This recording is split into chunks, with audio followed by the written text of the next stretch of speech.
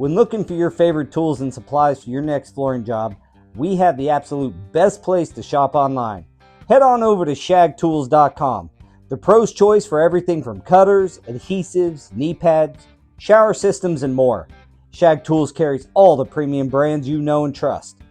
In stock with fast shipping to either you or your job site.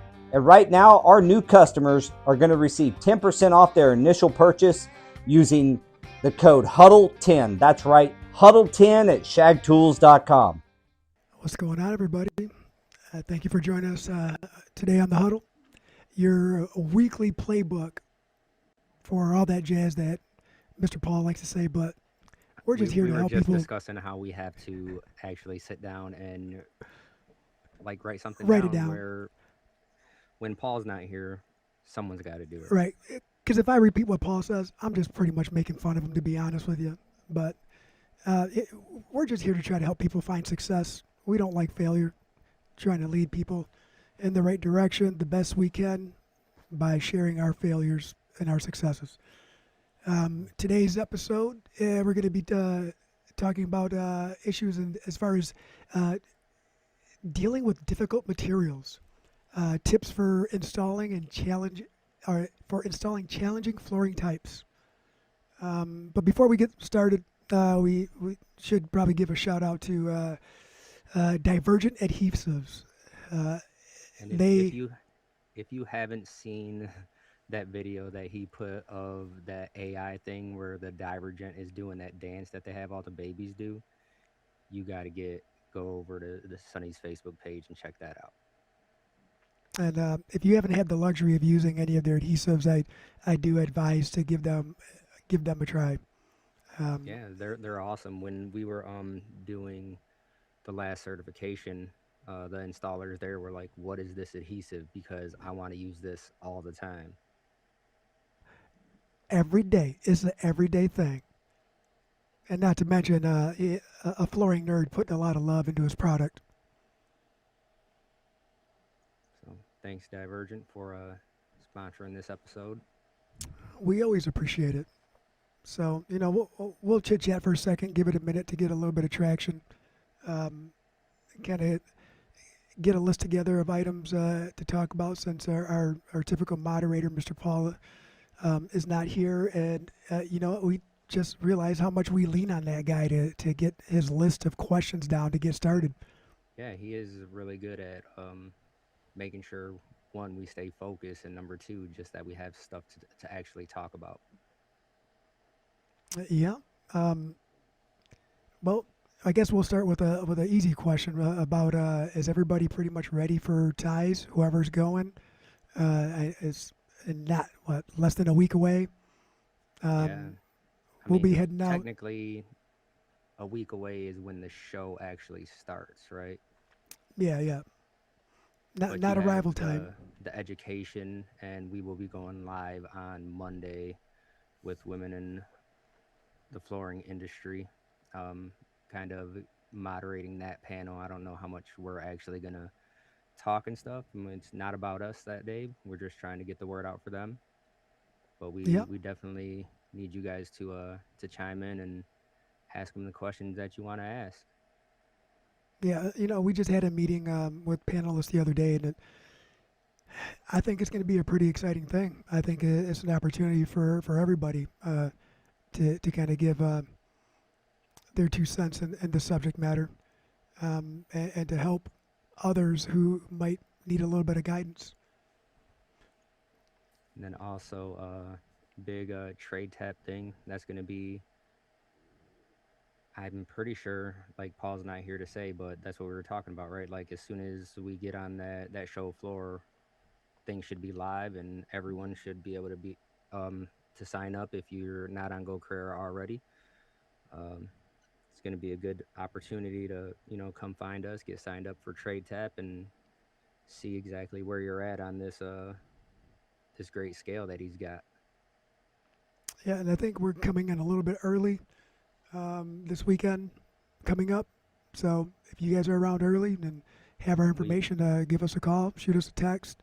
Yep, we'll be there on Sunday. I think we get there around 2 or 3 o'clock. Yeah, right around then. So if you want to take us to dinner, let us know. We're all about that. Din Tai Fung at the Aria is where you can take us. That place is delicious. And then also Live Switch. When Paul used this, he said that, his estimate was within a few $100s of what AI said it was supposed to be. You know, besides me navigating that website, I think that we also need to jump on there and get. Well, Paul said he was going to do A demonstration, a right? demonstration. Yeah, so we'll wait for Paul to do that. But you guys should navigate that website. It's one of those items that is definitely a game changer. Man, it's going to change so much, along with everything Well, else that's evolving. well, AI is changing the game on everything, and in we have a Monday morning meeting every week, and talking to the guys, and that's what we told them. It's like if you are dealing with these tricky materials, it's not a bad idea to take a picture, take some video, ask AI, and see what it says. Jorge is going to be there next week. What's up, Jorge? How you doing, brother? I think he's Well, doing demonstrations at the CFI booth with some tricky materials. yeah, that guy's always busy down there, man. Oh, I get it. I get it. We are too, just in different ways. Yeah, we're not just in one place. We're everywhere trying to do everything. At least he's centrally located, right? I got a demonstration here at this time. We'll And be walking Carlos. around taking video. So if you guys want some good Mexican food, Javier's at the Aria is really good too. So we can go do that. I go to Vegas to get fat, guys. Daniel doesn't have a hard time dealing with difficult places to eat down there. He's he's made a list. He's checking these places off. So if you need food information, get with Daniel. But um, let's go. Let's slide right back into this topic because you had mentioned something a second ago about AI,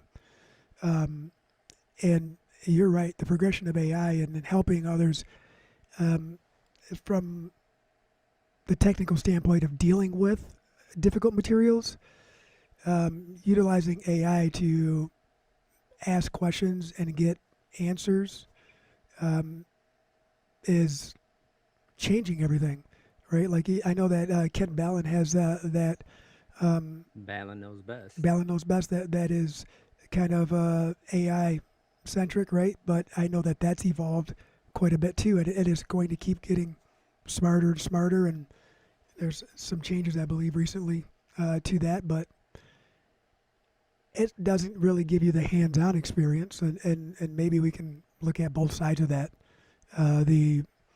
The information superhighway, if you will, with AI assistance, and then the hands-on. I guess two different aspects of and how to approach that. Right. Um, So just speaking about difficult material in general, I kind of want to start off with just talking about what the thing that they claim is, DIY friendly, and that's the click flooring, right? The LVTs, LVPs, everyone is doing them. They say that homeowners can do them, and I'll be honest, it's one of those things where I don't excel at. um, I think it's because it takes a level of patience, but the it is crazy, right? Because you patient other things, but that's a tile format, a plank format. It should be going fast, right? Like maybe that's the mindset. It makes it more difficult, but DIYers are probably going a little bit slower. They're afraid of messing up. I will say that it is very particular, especially some of the SPCs and the locking mechanisms. And Well, it's just knowing that sometimes you're not going to get that to go in there, and you got to cut that locking mechanism off and just glue some stuff in. yeah, I think that was where I kind of made that turn, and it's like, all right, I'm just gonna cut this off and glue it because I'll be fighting this forever. You know what? The first time that I tried to show Jeremy that trick, I ended up cutting my knuckle off and with a utility knife. But I didn't flinch. I cut it off. I let it fall wherever it went. Put a rag around my finger and then kept showing him while he was freaking out. And then he returned it back to me when he found it later on. But yeah, there's a fine line between DIY and having trouble shooting abilities and understanding product to where you know what you can and cannot do as far as manipulating the material or product and how to get it into place the right way so it's seated. That's a really good example of not what is not a standard trick for DIY. I guess I've never really seen a video on that either. It's just one of those things that someone had mentioned, and you like, hey, you know what? This is what they said to do, Well, and I then you mean, try it. you still go on some of the flooring pages on Facebook, and they're still talking about how far back do I have to remove this in order to do a repair, right? And it's like, just cut it out. And those are things that you don't know unless you do it all the time. Right? Is one plank. If that's all you need to replace, you can do that. Right, and that's I'm just the main reason I wanted to bring that up was because sometimes it's not even it's the easy material that can still be difficult, right? Because I mean, even with carpet, we've worked with carpet that's super inexpensive, that is ridiculously hard to seam up, and you can't run a row to save your life. But then you get on some of this super um, expensive carpet, the stuff that Hodhead be working with on a daily basis, right? And that is meant to use your knife. You got to cut it from the back. There is no row cutting, right? It's one of those difficult materials to work with, right? But it's still easier to follow a row than the inexpensive stuff. Uh, Yes, you're right. I think early on we found that the more cost effective the material, more cost efficient the material, the harder it is to work with. In most cases, not all. The higher grade material that costs more money, they put a little more love into that one. Makes it easier to work with, that's for sure. Kendall says a lot of the LVP installers are having a problem with manufacturer tolerances from what he's heard. And I've sat through a seminar about the tolerances that manufacturers have, and it is sometimes a little bit ridiculous. Like, I can't you'd be surprised how much it's able to shrink and grow and still be within their guidelines, but it is. And I mean, that's why you know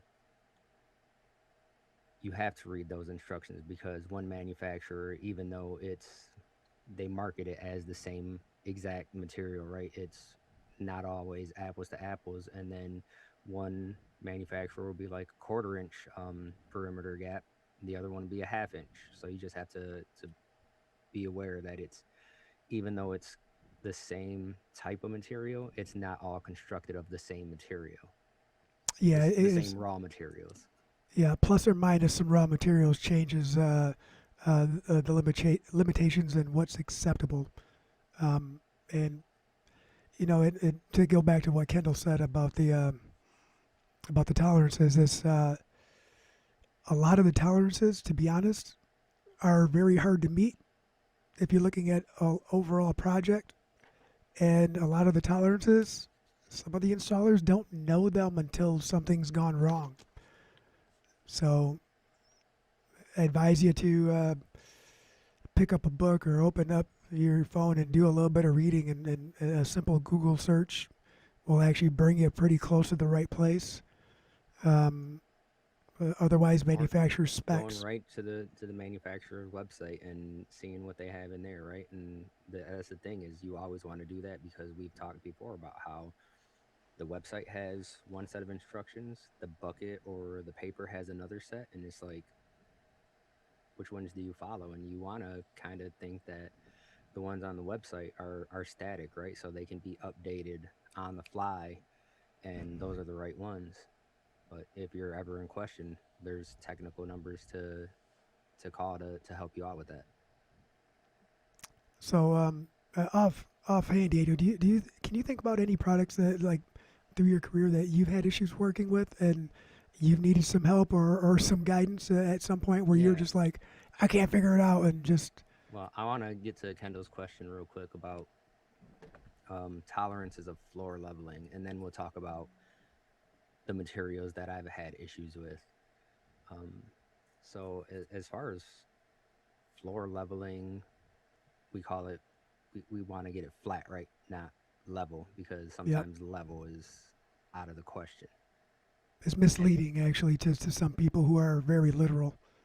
right, and when you're looking at those tolerances, that's why they have, the 3/16 of an inch and 10 foot, right? Because it gives you that window in order to bridge, and you have to be within those, or else you're liable. And is it a little ridiculous sometimes? Yeah.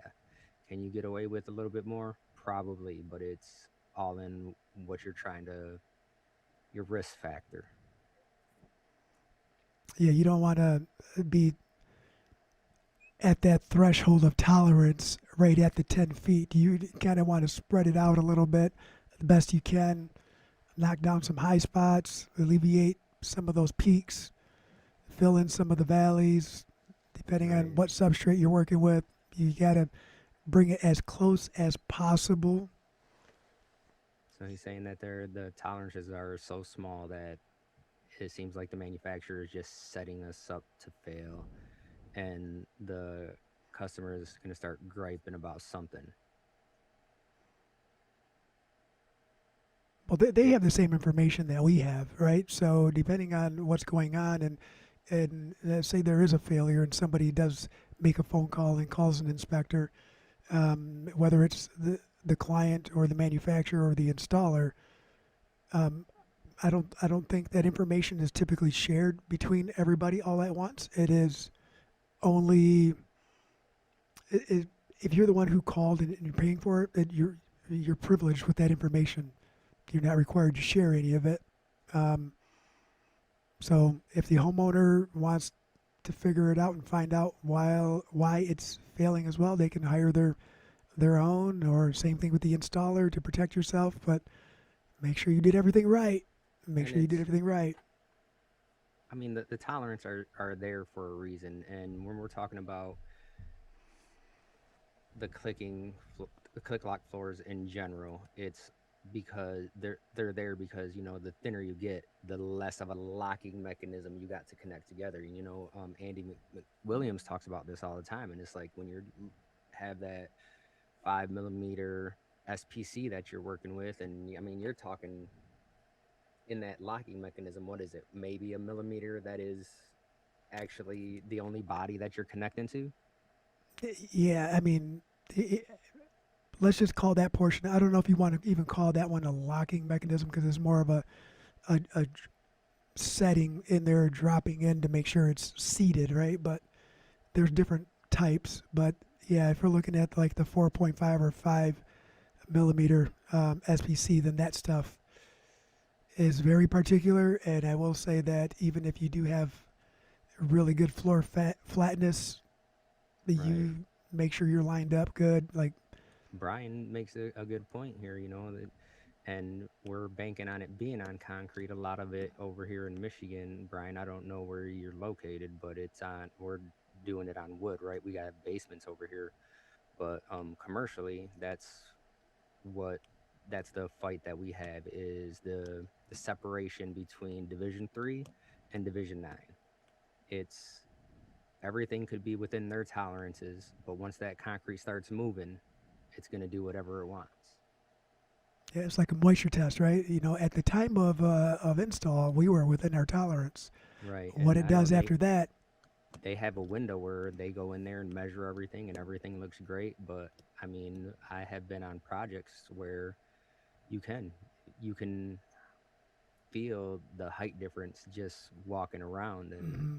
that's where I say, when you're walking somewhere and you trip, it's just a hump in the floor and you don't realize it, right? But you're looking at probably a half inch sometimes.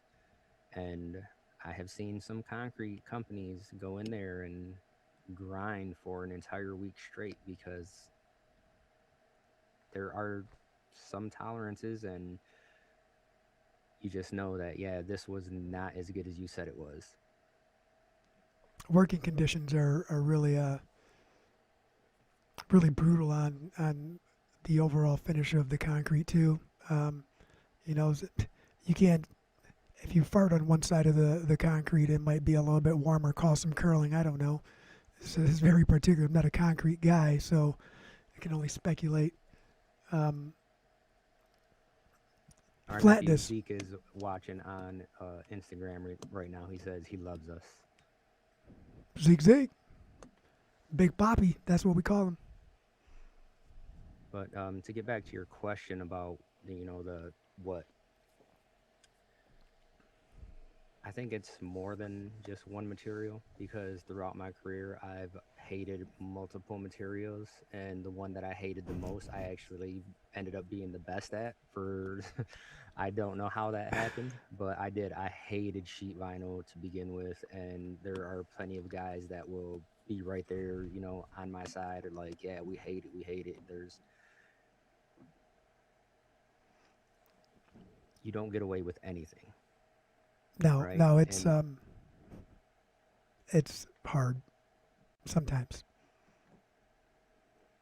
yeah, and so that's where I started out hating that, right? And then um I started getting better at that. And then that's the thing. The more you work with something and the more training you do on something, even if it's training yourself, right, practicing, the easier it gets. And then it's not one of those difficult materials. And now I started getting better at that, and broadloom carpet was my enemy.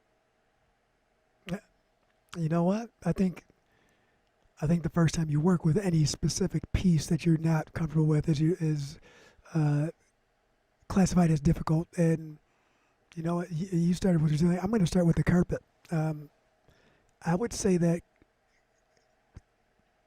getting into like the larger open areas of pattern match broadloom, that was difficult because zero zero formal training at the time, and when and everything that I learned, I tried to apply. But like when we worked for other companies and going and helping other crews out, you respect the crew leader and you do things as they're instructing, and you try to work it out and try to help out. But when you don't see eye to eye in the technique or the direction on what you're trying to do, it makes life a lot harder when you put yourself in a scenario where it's a first time scenario in a large project that it's, hey, guess what? It's in the adhesive. We don't have very much time before it lives there. So I would say, and I'm talking like some 1 inch pattern match with tufted rows where there is no hiding. You're gonna see a squiggle. You're gonna see Any dip in a the floor is going to zipper. look like it goes off. Yep. You can see the angles and the length, but not only that, you have other directions. You can see all these different angles, but wide open room, every dip at the column and the footing, and trying to get the lines perfect. There's a lot that was involved, but I will say that when Mr. Dave Behrens helped out a lot when we worked at Superior, going through a lot of those, and him willing to take the time to explain his thought process through some of it really helped turn it into my own. And I would say without that type of leadership right there, where he understands the material, and he was CFI back then, right? So he had already been through the training and certification, and to not understand the importance of being educated back then versus having him show me, which he was the owner of the flooring company we worked for at the time. I just like learning from another installer hands-on, and it was great to have someone with his knowledge kind of in the back pocket, so to speak, because he was available there whenever you had a technical question. And just like me, you call me and say, hey, I need some help on this job. I love getting out of the office and getting out there. Body can't really do what I used to do, but the brain The still brain works. still works, yeah. Brain Like I can still works. explain, we can explain how to do everything. It's just, and we can do it right, maybe for like a couple days, but my Broken body body's a feels it. broken body. Yeah. Um, just touching back real quick because Kendall did comment. He doesn't understand how commercial guys protect ourselves because that's why he sticks to carpet, and even though he knows some of this other stuff pays better, but I mean that's where your comfort zone is, that's where you live, but then you also have to realize where growth starts, and that's out of your comfort zone, right? So that's the take I have on it is once you start looking at, okay, well, let me branch out and do these things that we don't necessarily always do. That's when you start learning, right? And that's where the research comes in on, trying to make sure that you have yourself covered, or contacting one of us to go through that. I mean, we're working with one of the bigger companies in the area right now, on a project, and that's all because they don't have that the insight that we do on resilient. So there's times where that is necessary. Yeah, and just to add to that too, Kendall, you said, how do we protect ourselves, right? Well, as a matter of fact, the same way that you're trying to protect yourself, because we just had a conversation before the podcast started, and and hopefully the schedule allows, but I'll meet you on a commercial project tomorrow. We're going to look at it and we'll talk about it, and that's the beginning of protecting yourself is by understanding where you fall short and where someone else might excel, and being vulnerable and making that phone call and saying, hey, how do I do this? What do I look at? Right? That's the first step in protecting yourself, because now you are openly asking for information for you to lock in that memory bank. The only difference is for us, we have a little bit of paperwork and a paper trail that we have to create, and documentation that we have learned over the years that we have to make sure that we have um, readily available at all times. That's how we protect ourselves.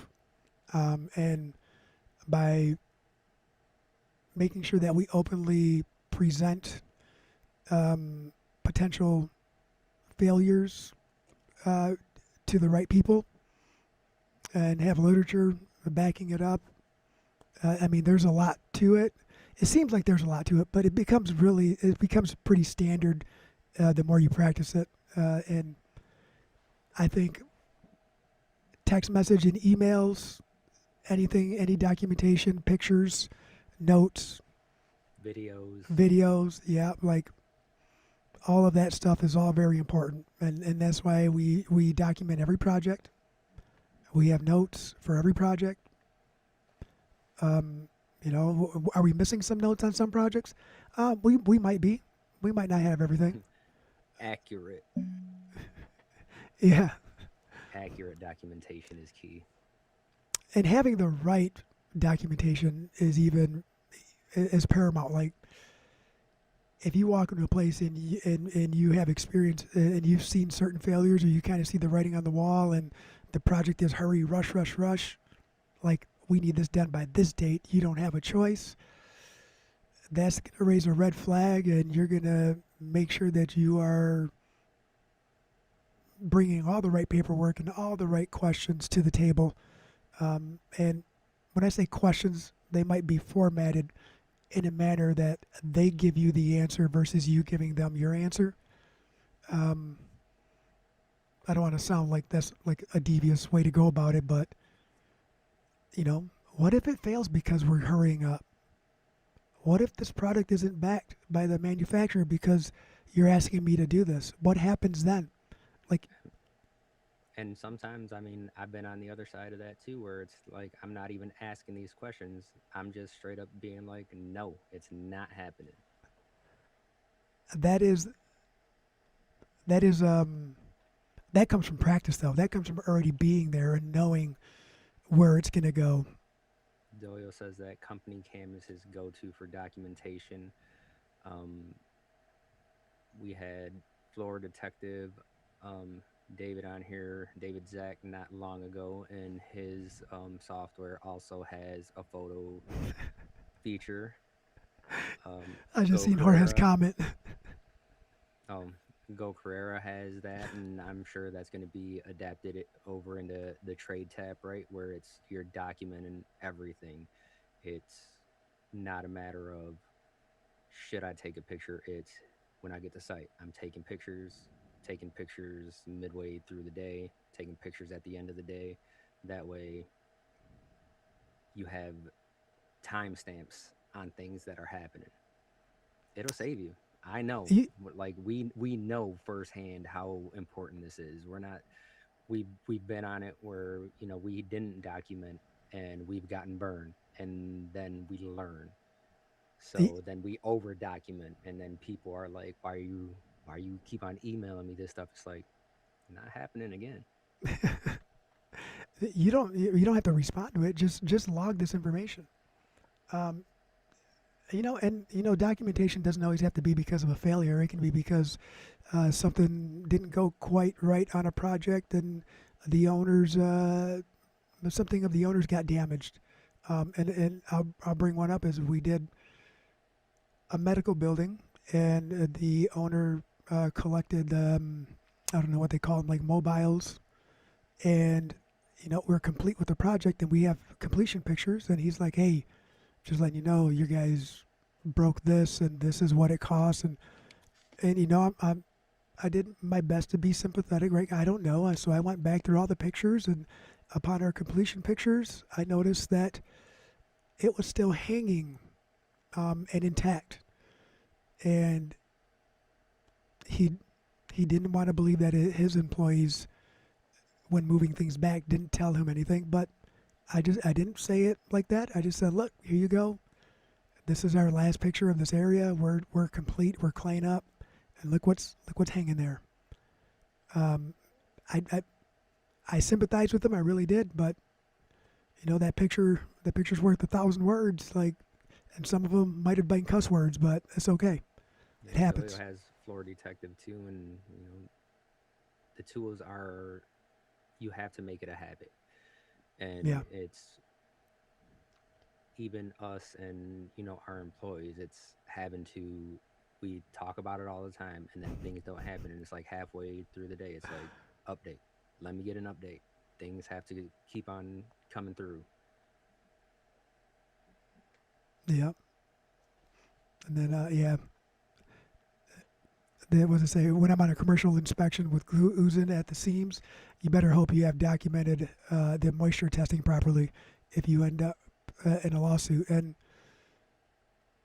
I mean, depending on the type of project, and if it goes that far through litigation and all that, yeah, you better hope that you have it there. And there's a lot of gray area when it comes to moisture testing, right? Right? That's banking on it being moisture. It could be adhesive emulsification, because plasticizer migration, right?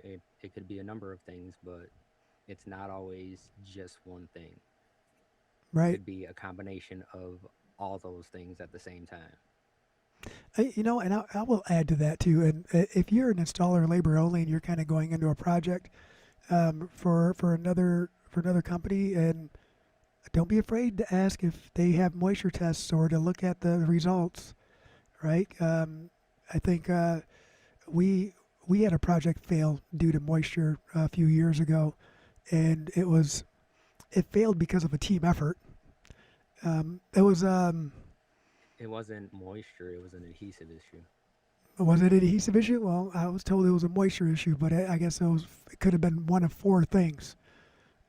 But at the end of the day, we found out that the contractor was supposed to perform a moisture test, but they deferred that to the flooring company that was hired, which gave them literature back saying that they're not going to do it. They put it back on them, and there was a lot of that. So everybody kind of just said, "Wasn't my fault." But we went back and redid the install, and everything looks good. Yeah, we did switch adhesives. That's unfortunate, but it happens. And was that one of the times where we used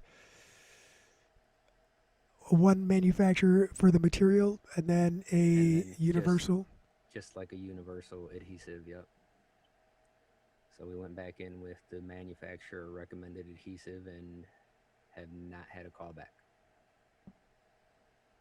And that's where transitioning from, I mean, it's been years now, but from solvent to water-based adhesives and the changes in science since that became a thing, and understanding the difference in backings and some of the recycled backings and what's compatible and what isn't.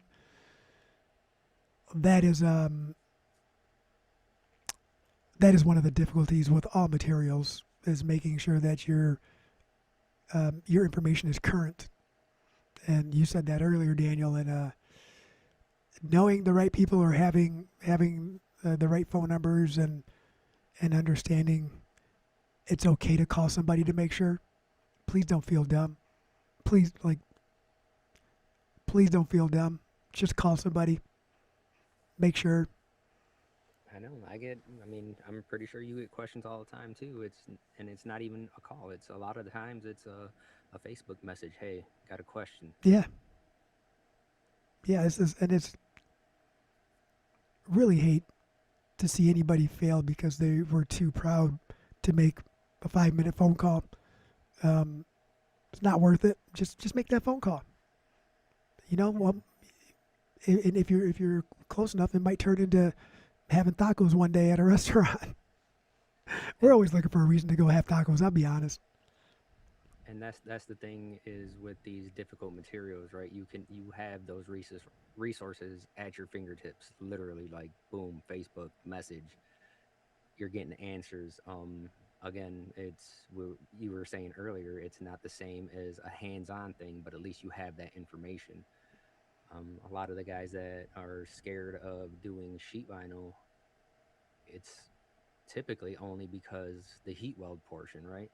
But really, I'm more worried about them getting the seams right than I am about the heat weld portion. Yeah, I think the heat weld portion is, like, I understand not being afraid to burn, right? Not working with it very often, but the steps and the process to get to the welding point is more difficult than the welding once you get going.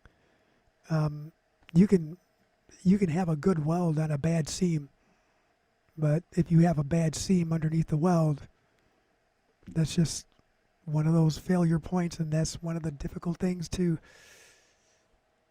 I don't want to say it's difficult to teach. It's not difficult to teach, but it's difficult to understand why if you're not willing to put in the time and ask the questions.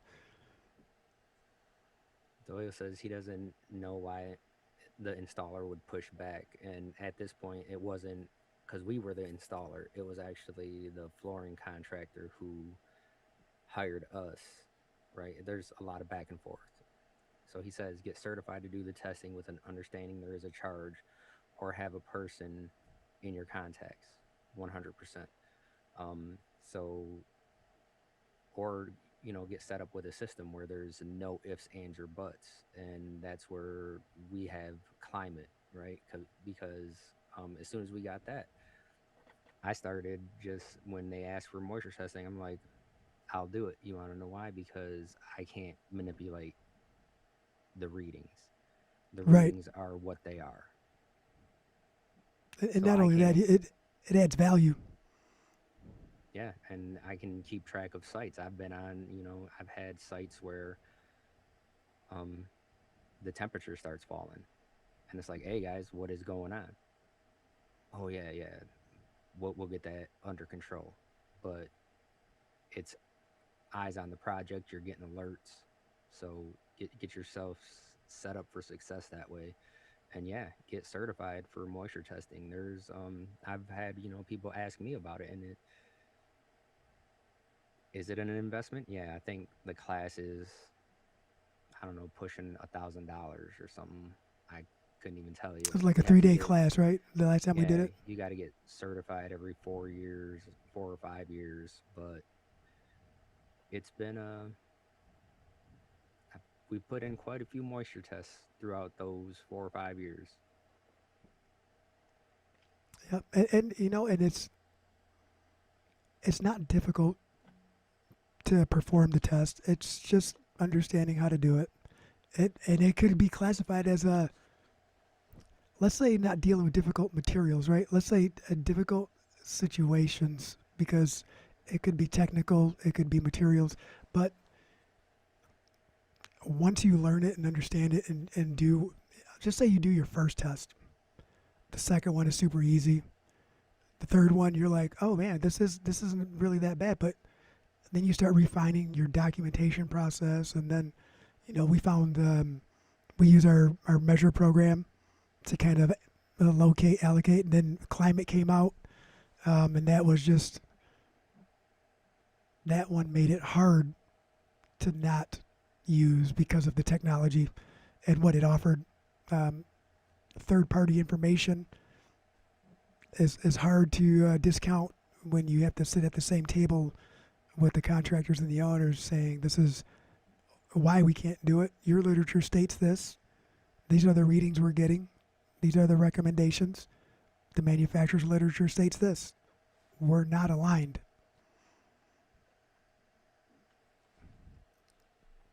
Doyle says the flooring company's got to do better. It's a part of the recipe of a very successful install. And I think that one of the issues that you run into when you're testing for your own stuff is if it does come back high and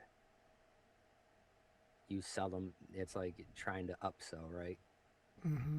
But what a lot of people don't realize is that I don't want to do anything with the moisture. I want to just install.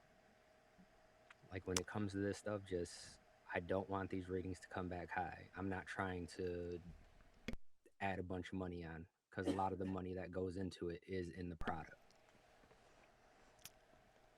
Um, it's really heartbreaking when you go to what seems to be like a small, simple residential project, and then you find moisture issues, or when you're doing a very large project for a nonprofit who is on a strict budget, and you get into the removal and you find moisture issues. Like, we don't want to deal with that. Nobody does.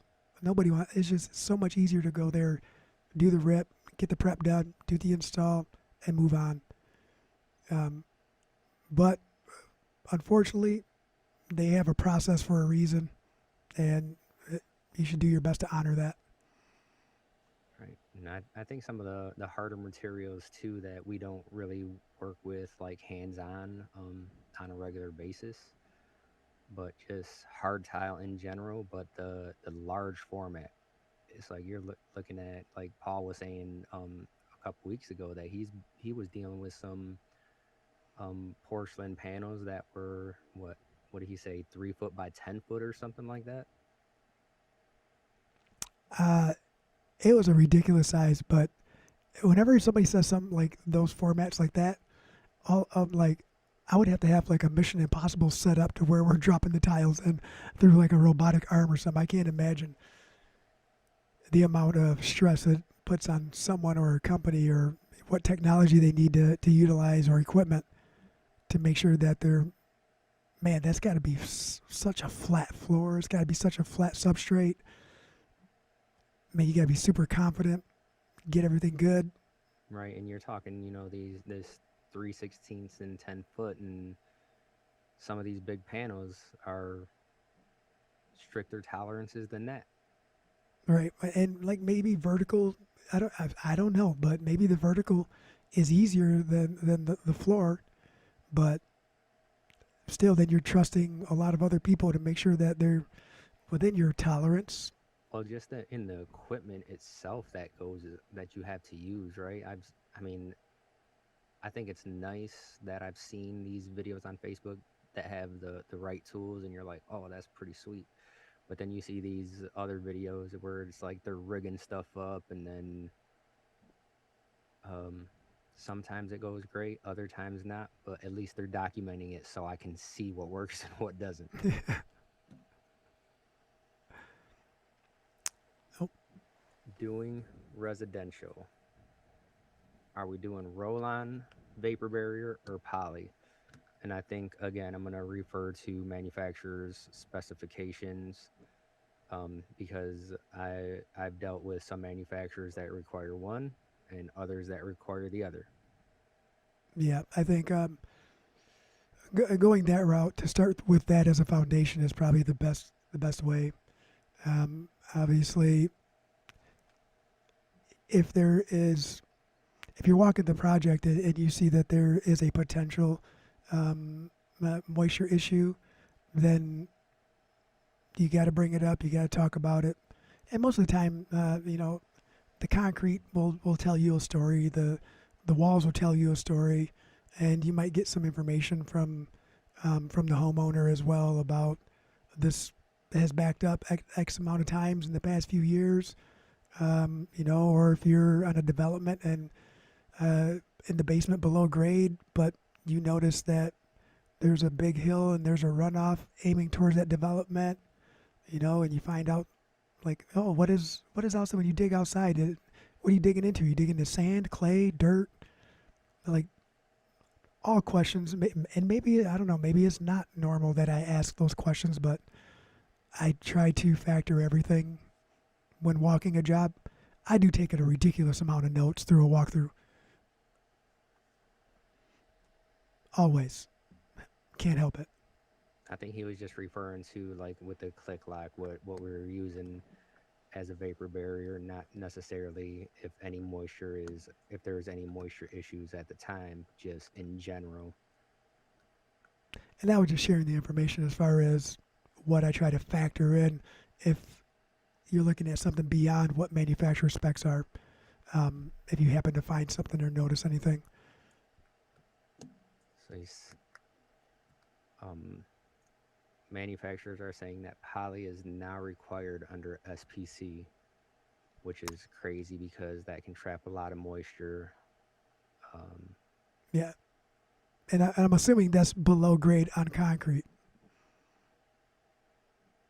All right. Or are we talking above grade on concrete as well? Kelly says better to be thorough, and that's 100%. That's why we always refer to the manufacturer's recommendations, because if we don't do it the way that they say it has to be done, then it's our fault. Yep.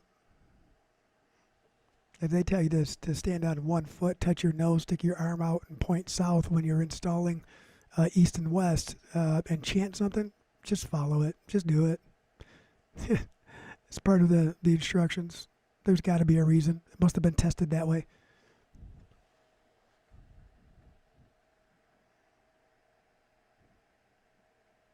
Over a concrete substrate. Most don't specify. You're right. Some of them, I forget who I was talking to, but they were talking about a bunch of plank that was failing from someone else in town,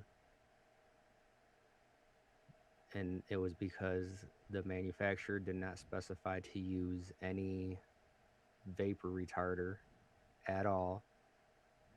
Things started failing. Then they're like, oh, you didn't use a vapor retarder, but nothing was in documentation saying that they had to use it.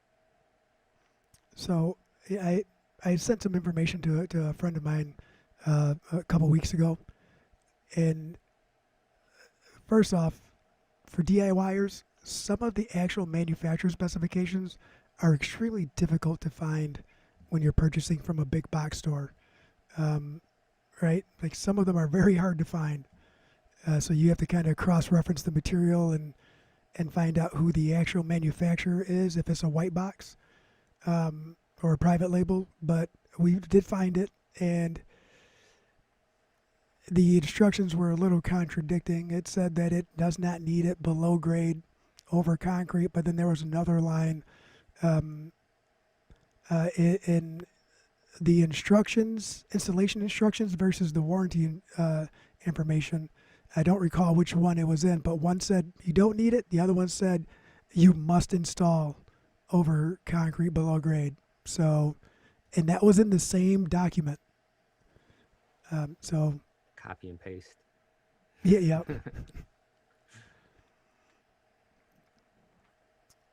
Where we at, Mr. What's Kendall saying here? Oh, that wool job that you guys did. Oh yeah, you know what? That's like I know I talked about that a little bit ago with you today too. Is one of those things where you say yes, I've worked with it, and then as soon as he seen the product, he didn't say it there on site, but we were leaving, and he was like, "Man, I'm gonna need some help with that one." He's like, it's been a while since I've done anything like that, but I'm not familiar with the instructions, right? And it was just not being comfortable. And I think that's when Kendall found out that I do carpet, not just resilient. It's like, yeah, I'll plan on coming out and helping you. He was like, you? Like, how are you going to help me? I'm like, well, because I'm just going to come and help you. Like, that's what I do. And it was actually nice to get out and work with him and see how somebody else works, but he got the hang of it right away. Like, it was a matter of walking through it and explaining it versus explaining it in a manner in which he understood, and we both made sure we understood each other instead of reading a document. And then once he was like, I could see locked in, boom, didn't need me anymore. Right. Doyle says below or on grade, it's going to condensate underneath regardless. And 100% at some point, especially up here in Michigan, where you're going to have that. It's going to be super cold. Like, what is it outside right now? 14 degrees. Yesterday it was like 9 or something like that. And then in that basement, it's going to want to do something. Yeah. Materials, what, region specific? You. Yeah, right. You had it under control pretty quick.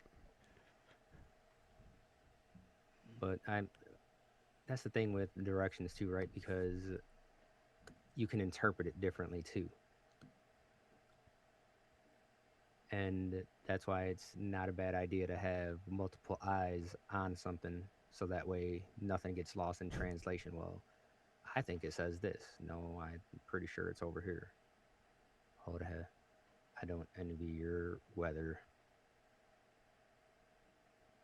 Man, or like I don't want to move to Texas, but I want to move to somewhere warm. I will say, Jorge, I don't want to like the weather here, but my very first time ever going to Texas, I went down there to play in a very large softball tournament, a few hundred teams, and I've never been burned as bad as I was when I went to Texas. I went down there, took my shirt off, hung out in the sun for like 3 hours.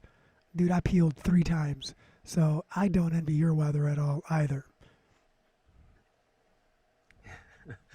He says, Jorge says it's the perfect place. I don't know, man. I'm more partial to Mexico, but also I got super burnt there the last time too, so. Sensitive skin. He said it's the perfect place for floors, not just the perfect place. Oh, yeah. What about you guys? I know we're running close on time, but do you guys, anybody out there have a material that put them in a position to either call on some help or throw their hands up in the air and walk away? I will tell you what, man, going through the NFIC certification, I realized that my fingers are not meant for sewing. Yes. That does take some toughening up. Just doing that, what was it, 2 foot seam and then the cross seam, man, my fingers were burning. Then you got the professionals over there bringing their stuff. They got the palm pad and they're doing this. I'm like, man, that's called experience. Give me a heads up. Yeah, that's called experience. Like, Yeah, that's the same way when we tell people, we roll up to a job site with $20,000 in a toolbox just for vinyl, just for heat welding, Yeah, there's a tool for everything. It's about making life easier. That's what they're made for.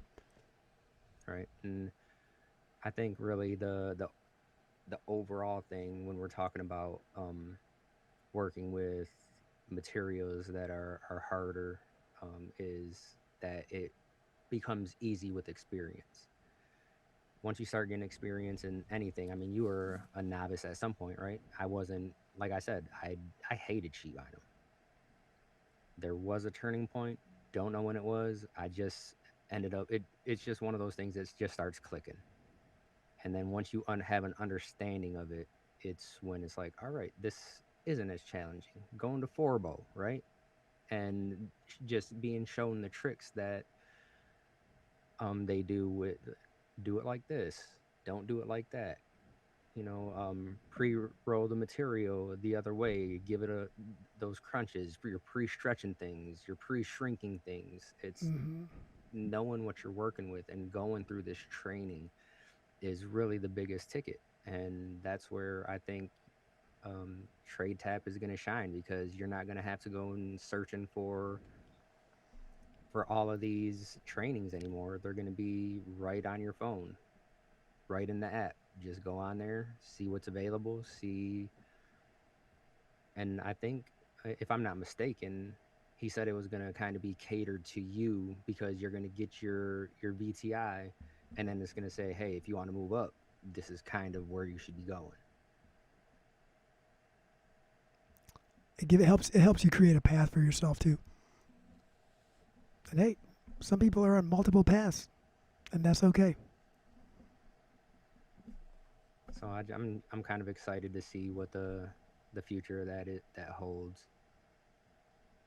But that, I think that's the overarching thing. It's, man, there is a lot of difficult materials, and once, I mean, just Pruitt flooring, right? I was talking to Dwayne the other day about a project, and he was like, how long would it take? I said, honestly, with this many guys, it'll probably take, you know, only this long. And he was like, no way. I said, yeah.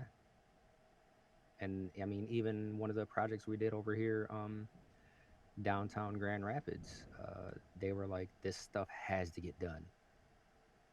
And I was like, dude, empty the area. I'll have it done in 2 or 3 days. And we did with three people. It was done. It doesn't take long once you have a system, but it's the hard part is getting that experience to get that system put in place. Yep. And that's where getting started, like the hardest part, right? Like a game plan all you want. I promise you that if you sit there and there's a proper amount of time to game plan. But if you're game planning based off of all of the things that could go wrong,